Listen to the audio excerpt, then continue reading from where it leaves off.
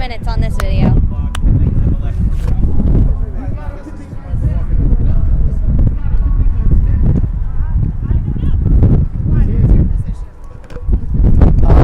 I believe in consent. Who are you recording this for? This is my sister. This is for my personal channel on YouTube. Okay. What's your name? My name's David. Okay, David. How about if I record it too? Sounds good. Okay, hold on.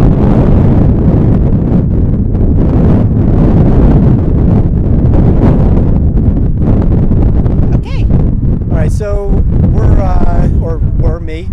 the big issues on my channel is nonviolence, equality, and consent. So that's what my channel's about.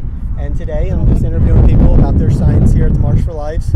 And I wanted to ask you what your sign said and what it meant to you.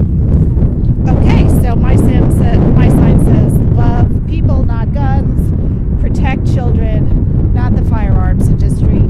I've actually worked for many years on this issue professionally and as a volunteer. And what I know is that the legislative successes of the firearms industry is not about the Constitution. It's not about the Bill of Rights. It's about protecting the profits of the single most unregulated industry in the United States. There have been successful efforts, unfortunately, to shut down objective scientific research into causes of gun violence and ways to reduce gun violence. There has been, I think, a very misinformed framing of the issue of gun regulation in this country. And I think what it boils down to is that there are people who have been hoodwinked into loving their guns more than their neighbors. Right. And is there any type of call for action that you're asking for or pushing for?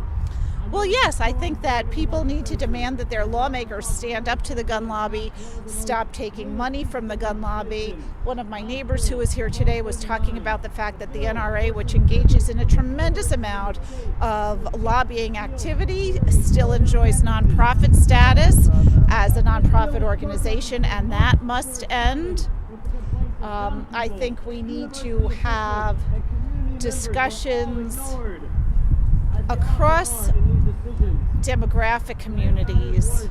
I think that, I applaud these kids from Florida who have galvanized the nation, but as we've heard a lot here today, gun violence has been striking children in communities of color for decades.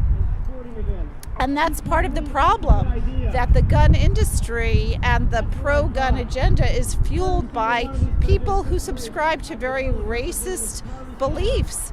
And in order to sell more guns, they need to make white communities afraid of people of color. And that's a big piece of their agenda. And if you look at the legislators who support the gun lobby's legislative agenda, these are people who really don't see racial equality as something that we should be striving for in America, or socioeconomic equality either. All right. So with the racial equality, throughout the history of the United States, gun control has been a racist agenda, with the original gun control being against the American Indians, and then after that there was gun control against the African Americans, and that went all the way up until the 60s when the Black Panthers were storming the Senate. What would you say to people who think that it's more people control and controlling groups of, like controlling the Indians, controlling the blacks, instead of actual gun control? Well, I think there's a lot of truth to that. I think that at the very beginning of the National Rifle Association, the goal was to improve marksmanship amongst everyday Americans, but it really did morph into a way to keep powerless people down and to prevent them from having the same kind of power that the white male patriarchy has been enjoying for the history of our country. Right. And if we ban certain types of guns, how would you propose removing these guns from the police and the military? Well, I'm not sure that I really advocate that. I do believe that we need a well-trained and an armed military as well as a police force. I do agree that there are tremendously disparate impacts of gun violence in communities of color by members of the police, and I think that we must continue to work on strategies and understanding how these things can be prevented. But I think the most important thing is to just start with basic things that all Americans agree on, like universal background checks, closing the gun show loophole,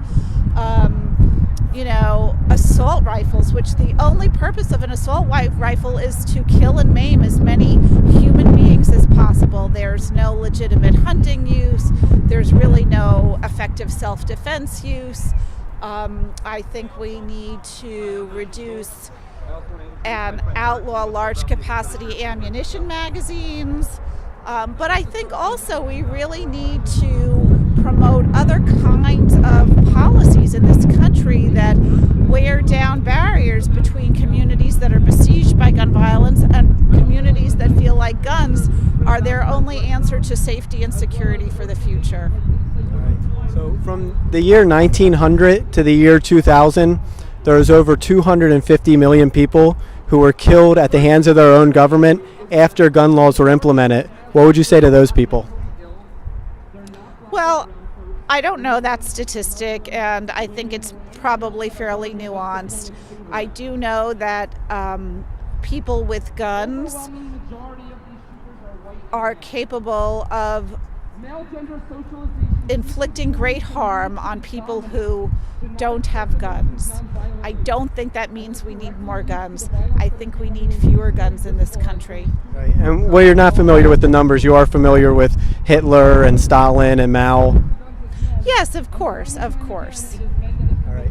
And so if we take the guns from all the people and leave only the military with it, how do, like Stalin did, like Mao did, like Hitler did, how do the people protect themselves from being slaughtered by their own government? Well, that's why I'm not advocating removing all guns from all civilian hands. I'm just saying that we need to regulate them better so that they are not in the wrong hands. And I think we also must work on other fronts to prevent the rise of dictators and fascists like the ones you're talking about. I've got to go. I thank you for asking me these questions. Can you tell me your YouTube channel so that I can see it? It's the Anarchistpost is the name of the channel. And one last question. You're speaking of fascists. Do you believe that Donald Trump is a fascist? Yes, I do.